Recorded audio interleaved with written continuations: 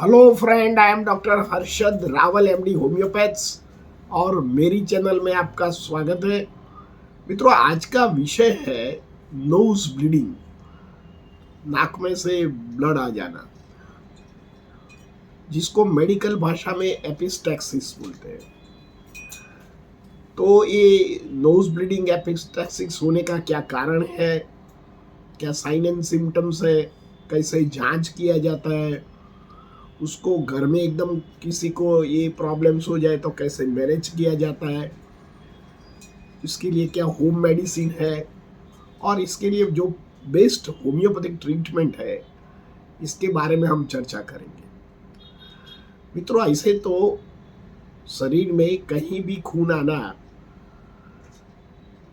जो active blood जो bleeding होता है, तो एक चिंता का विषय हो जाता है और कई बार वरीड भी हो जाता है।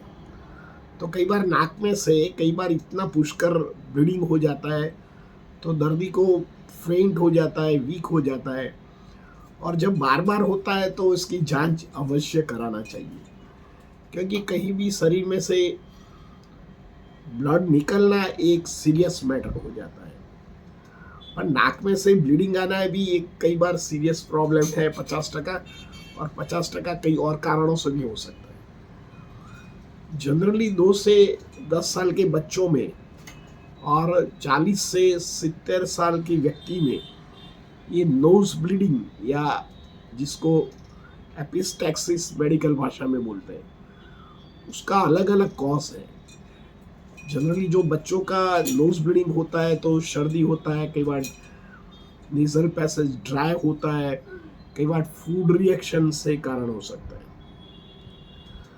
ऐसे ओल्डर व्यक्ति को कई बार कोई ड्रग्स की इंड्यूस की वजह से, या कोई इंजरी की वजह से, या कोई कैंसरस डायस्थिसिस की वजह से होने का कारण है। ये जो ब्लड आता है फ्रैंक रेड आता है। कई बार आप रात को सो जाता है और ब्लीडिंग स्टार्ट हो जाता है, आपको नींद में मालूम नहीं पड़ता है, पर तकिया और जो चादर है खराब हो जाती है। कई बार दिन में भी आ जाता है, सुबह में उठो और नाक साफ करो, ऐसी कंडीशन होता है, तब भी नोज ब्लीडिंग और एपिस्टैक्सिस का प्रॉब्लम रहता है। तो इसका क्या कॉज है? तो सबसे पहले जो नेजल कैविटी में एक तो ड्राइनेस आ जाती है कई बार, और इससे जरिए जो इंटरनल वॉल में खिंचाव आता है, अल्सरेशन फॉर्म बन जाता है, तो कई बार वहीं ओपन आर्टरीज होता है, इसके स्किन कवर नहीं होती है, तो ये आर्टरी ब्रेक डाउन कर जाती है, तो इसमें से एक्सेसिव ब्लीडिंग नोज में आने का संभावना रहती है। कई बार रिएक्शंस कोई कारण से हो सकता है, कोई वेदर ठंडी रिएक्शंस हो, वेदर खराब हो और वेदर ठंडा हो, तो भी नोज ब्लीडिंग होने का चांस रहता है। कई बार नाक में मस्से होते हैं, जिसको नेजल पॉलिप्स बोलते हैं। ये नेजल पॉलिप्स कई बार ब्लीड पॉलिप्स होता है, तो कई बार ओवर ग्रो कर जाता है, और कई बार नाक में इंटरनल प्रेशर बढ़ जाता है, तो कई बार ये रप्चर होने का चांस रहता है, तो इससे जरिए भी ये नोज ब्लीडिंग रहता है। कई बार हम की जो नाक की हड्डी होता है, ये टेढ़ी होता है, जिसको डेविड सेप्टम बोलते हैं। तो डेविड सेप्टम की वजह से भी कई बार जो इंटरनल जो म्यूकस मेम्ब्रेन है वो ड्राई हो जाता है, और इसके जरिए जो नेजल पैसेज में जब सांस लेता है तो ये जो स्किन घिसता है, तो ये अंदर का जो म्यूकस मेम्ब्रेन ड्राई हो जाता है, तो इससे जरिए भी ये ब्लीडिंग होने का चांस रहता है। कई बार पोस्ट ऑपरेटिव कोई नाक की कोई सर्जरी करते हैं और पोस्ट ऑपरेटिव कुछ कॉम्प्लिकेशन रहता है, तो ब्लीडिंग होने की चांसेस रहता है। कई बार ब्रेन में ट्यूमर या नेजल एरिया में कहीं भी ट्यूमर हो और ट्यूमर रप्चर होता है, तो कई बार ये होने का चांस है। जो व्यक्ति हाई एटीट्यूड पर जाता है, जैसे पर्वतारोहण है, ये लोगों को भी ये नेजल ब्लीडिंग, नोज ब्लीडिंग या एपिस्टैक्सिस होने का कारण भी है। कई बार जिन लोगों को हाइपरटेंशन, हाई ब्लड प्रेशर रहता है, उन लोगों को भी ब्लीडिंग होने का चांसेस रहता है। कई बार खून में प्लेटलेट्स की कमी होने के कारण भी अर्ली संकेत बताता है, तो आपको खून की भी जांच कराना चाहिए।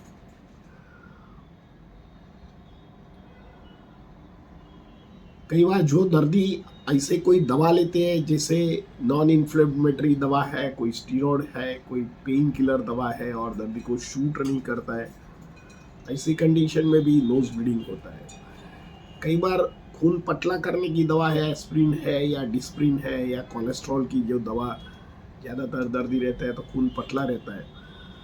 तो जी, जो व्यक्ति हीमोफीलिया का शिकार है, जो खून जमने का दर्दी को फैक्टर की डेफिशिएंसी खून में होता है, ऐसे दर्दी को ये नोज ब्लीडिंग होने की चांसेस रहता है।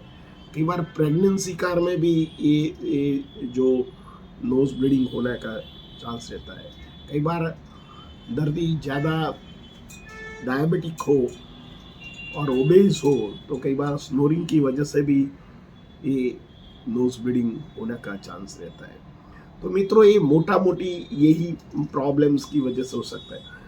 बच्चों को जो ब्लीडिंग होता है, कई बार वॉर्म इन्फेक्शन की वजह से या रिएक्शन की वजह से या क्रॉनिक साइनस की वजह से, यही कारण होता है। बच्चे में कोई सीरियसनेस प्रॉब्लम नहीं होता है, पर जो ओल्ड एज व्यक्ति होता है तो नोज ब्लीडिंग के साथ उनको जो कॉफ़ी कलर का ब्लीडिंग हो जाता है, और कई बार वॉमिटिंग के साथ भी ब्लड आता है, तो ये कई बार कॉफ़ी ग्राउंड ब्लड निकलता है, तो ये सीरियस बात हो सकती है। पेट की इंडोस्कोपी की सर्जरी जांच कराना चाहिए। कई बार कैंसर अर्ली स्टेज में होता है तो ऐसे तरह वार्निंग कई बार दर्दी को मिलता है। उनका सिम्टम कैसा होता है? पहले तो दर्दी को मालूम नहीं पड़ता है कि उसको अपेंडिक्स से कई कारण, परंतु दर्दी को 2-3 बार हो जाता है तो उसको मालूम पड़ जाता है कि नाक के आजू बाजू में हैवीनेस रहता है, जैसे सो तो डिस्कम्फर्ट फील होता है। आँख और नाक की जो क्रॉस एरिया है वहीं उनको डिस्कम्फर्ट फील होता है, आँख लाल हो जाती है, दर्दी फेंट होने लगता है, दर्दी को छींक आने की प्रक्रिया रहती है, कुछ इरिटेशन होने की संभावना रहती है। दर्दी कई बार सो जाता है तो उसको मालूम नहीं पड़ता है कि ये ब्रेन में से या नाक में से ब्लीडिंग आना शुरू हो जाता है। तो शुरुआत में तो दर्दी को मालूम नहीं पड़ता, पर 2-3 बार ऐसा होता है तो दर्दी को अर्ली वार्निंग मिल जाता है। तो ऐसे दर्दी को क्या करना है, जब भी ऐसा हो तो एक तो सीधा हो जाए, घर में कुछ भी बर्फ हो तो उसको आजू बाजू के एरिया में बर्फ या कूल स्थिति लगाए, और पानी से सिर के ऊपर पानी, ठंडा पानी डाले। ये अर्ली स्टेज में, जब भी ब्लीडिंग स्टेज आ जाए तो उनको भी उस टाइम भी ठंडा पानी सिर पर डालने से धीरे धीरे धीरे नाक को बंद करो खोलो, बंद करो खोलो, तो धीरे धीरे बंद करो, थोड़ा टाइम मुँह से सांस लेने को दर्दी को बोलो, दर्दी को बिठा दो, पानी कंटिन्यूस उसको फोरहेड पर डालते रहो, तो थोड़े टाइम के बाद ये ब्लीडिंग बंद हो जाता है। ब्लीडिंग बंद हो जाने के बाद जो रात को है तो ठीक है, बाकी दिन में कई तुरंत आपके डॉक्टर को सलाह सूचन करना चाहिए, क्योंकि कई बार बार एपिस्टेक्सिस होने के कारण आपके शरीर में खून की कमी हो सकती है, तो इससे आपका लीवर या कुछ रीनल फंक्शन डैमेज होने की भी संभावना रहती है, और वीकनेस भी लगता है और भूख भी नहीं लगता है। ऐसे जरिए इसी तरह आपको कॉम्प्लिकेशन रहता है। उसकी जांच कैसे कराए? तो एक्सरे है या एमआरआई है, या दर्दी जो डॉक्टर हो तो ये राइनोस्कोप करते हैं, नोजल कैविटी में से दूरबीन से देखते हैं, तो उनको तुरंत मालूम पड़ जाता है कि क्या कॉज है। तो ये लोग ऐसे तो सर्जरी करते हैं, कई बार कॉटराइजेशंस करते हैं, कई बार जो डेविड सेप्टम होता है तो इसको पैक कर देते हैं और उसको ब्लॉक कर देते हैं कॉटराइजेशन से, और माइनर सर्जरी करते हैं। पर बार बार होता है सर्जरी के बाद भी, तो आप होम्योपैथिक दवा ट्राई करना चाहिए। होम्योपैथिक में जो लोगों को एपिटेक्सी बार बार होती है, उसको 3 से 6 महीना जो आप दवा करते हैं, तो ये दवा से आपको एक तो फिर से नहीं होएगा, और इससे दर्दी अच्छा रहता है और ऑपरेशन करने की जरूरत है। होम्योपैथिक में सबसे पहले जो दवा है ब्रायोनिया, ये पर्टिकुलरली जिन लोगों को साइनस का प्रॉब्लम रहता है, अस्थमा रहता है, बच्चों को ड्राइनेस रहती है, नाक ब्लॉक रहता है, और थोड़ा खांसी चलता है, और नाक में ड्राइनेस आती है, छींकें ज़्यादा चलती है, नाक में से पानी आता है, बार बार पानी पीने की इच्छा होती है, दर्दी को पाचन की समस्या रहती है, कॉन्स्टिपेशन रहता है, थकान रहता है, पर्टिकुलरली लेफ्ट नोज में कंप्लेन रहता है ब्लीडिंग, तब आप ब्राइना का उपयोग करना चाहिए। सेकंड नंबर की दवा है मिलीफोलियम।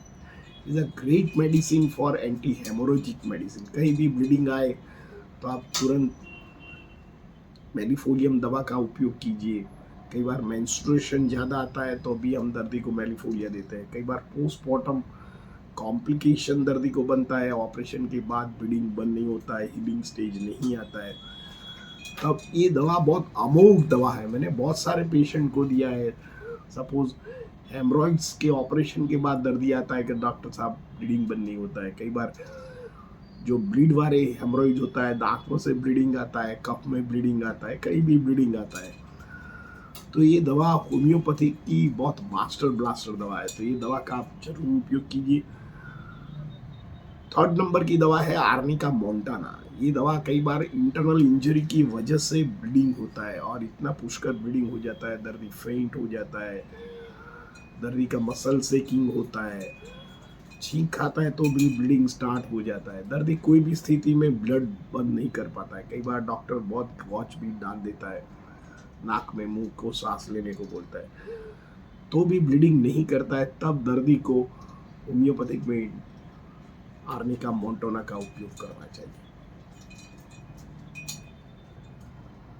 फोर्थ नंबर की दवा है बेलाडोना। कई बार एक्यूट प्रॉब्लम्स हो जाता है और एकदम rushing of blood, frank red blood आ जाता है, दर्दी को हेडेक आता है, अनकॉन्शियसनेस स्थिति में आ जाता है, दर्दी को अर्धसभान अवस्था में होता है, हाई ग्रेड फीवर आ जाता है, तुरंत बेचैनी लगता है, दर्दी रोने लग जाता है, हेडेक हो जाता है, दर्दी को ट्राइमर धुरजने लग जाता है और मरमराते हैं, मीन्स कुछ बोलने लग जाता है, जैसे फीवर में कुछ स्टैमरिंग स्पीच करता है। ऐसी कंडीशन आए तो आप बेलाडोना का जरूर उपयोग कर दीजिए और belladonna is a work well. Last दवा एसिड नाइट्रिकम का प्रयोग कीजिए। जिन लोगों को नीजल डेविट हो या अंदर बार बार पॉलिप्स निकलता, ब्लीडिंग पॉलिप्स होता है, तो acid nitricum is a work well. साथ में आप फेरमफॉस 6x का भी उपयोग कर सकते हैं। और जब भी ब्लीडिंग आए तो दर्दी को बिठा दीजिए और हेड पीछे रखिए, ठंडा पानी का पोता रखिए, नहीं तो गौच रखिए, नहीं तो बर्फ दीजिए। ये स्थिति आपके घर में जो निर्माण होती है तो आप होम मेडिसिन में ऐसे तरह यूज़ कीजिए, हेल्दी खाना खाइए, एक्सरसाइज कीजिए और तुरंत डॉक्टर की दवा लीजिए और डॉक्टर से संपर्क करिए। मित्रों, मेरा ये वीडियो आपको कैसा लगा? अच्छा लगता है तो लाइक कर दीजिए, शेयर कर दीजिए। धन्यवाद। Thank you very much.